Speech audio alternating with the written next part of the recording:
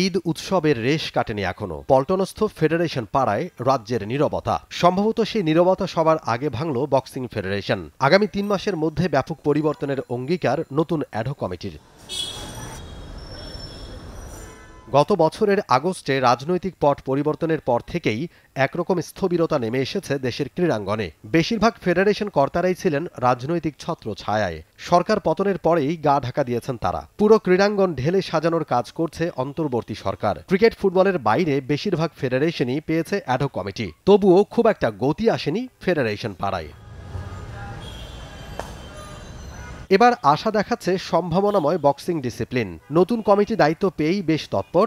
ঈদের আমেজ না কাটতেই কমিটির সদস্যরা হাজির মোহাম্মদ আলী বক্সিং স্টেডিয়ামে। চলছে অযত্ন আর অবহেলার ছাপগুলো দূর করে নতুন আলো ফেরানোর চেষ্টা।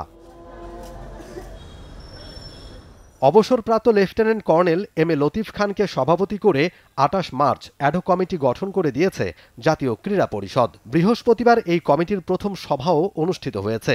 দ্রুততম সময়ে রিংয়ে বক্সিং ফেরানোর আশ্বাস নতুন কমিটির। We have to work very hard. আপনি আমাকে ৩টা মাস সময় দেন ইনশাল্লাহ।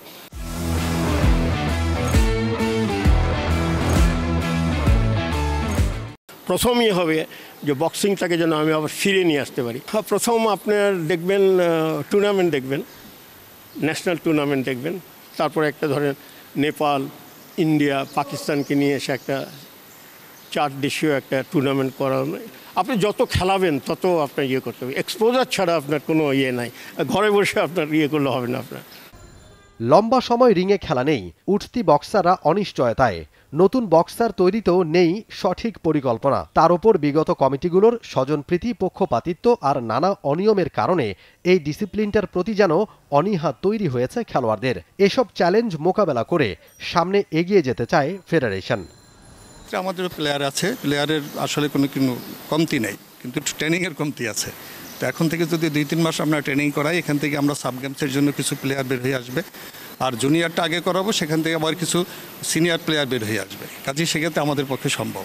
আসলে আমি একজন ব্যবসায়ী এবং দেশের উন্নয়নে কাজ করি। মূলত আত্মসমাজিকতা ডেভেলপমেন্টের সাথে সাথে আমরা অনেক সিএসের কাজ করে থাকি। স্পন্সর বা পারিপার্শ্বিক ডেভেলপমেন্টের জন্য যা যা প্রয়োজন আশা করি আমাদের সাধ্যের মধ্যে আমরা চেষ্টা করব, কারণ আমরা দিতে আসছি, নিতে আসি নেই। নতুন কমিটি পেয়ে অনেক ফেডারেশনই শুনিয়েছিল আশার গল্প, কিন্তু আর্থিক সংকটে এখন তারা দিশেহারা। 2-1টি টুর্নামেন্ট আয়োজন করলেও খেলোয়াড়দের আয়ের প্রধান উৎস ঘরোয়া লিগ আয়োজনের ব্যাপারে নেই তেমন অগ্রগতি। সেখানে কতখানি অঙ্গীকার পূরণ করতে পারবে বক্সিং ফেডারেশন, সেটাই এখন দেখার বিষয়।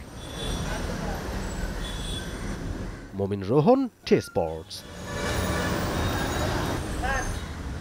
For more updates, subscribe to our YouTube channel and click on the bell icon.